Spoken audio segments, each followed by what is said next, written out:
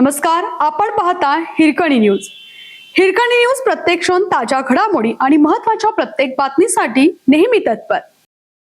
शिरडोनमध्ये काजाचा ठोका चुकला, धावत्या दुचाकीवर कोसळले झाड, तरुण गंभीर जखमी.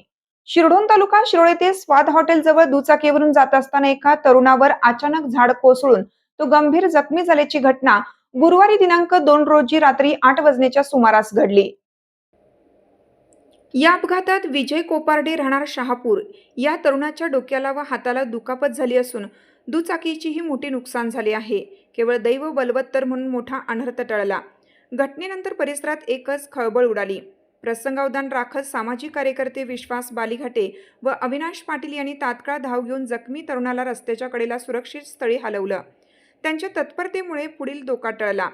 दरम्यान या ठिकाणी इचलकरंजी महानगरपालिकेच्या कृष्णा योजनेअंतर्गत पाईपलाईनचे काम सुरू आहे.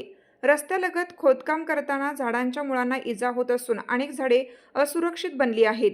याबाबत नागरिकांनी संबंधित ठेकेदाराला वारंवार सूचना दिल्या होत्या, मात्र त्याकडे दुर्लक्ष होत असल्याने नागरिकातून तीव्र संताप व्यक्त केला जात आहे.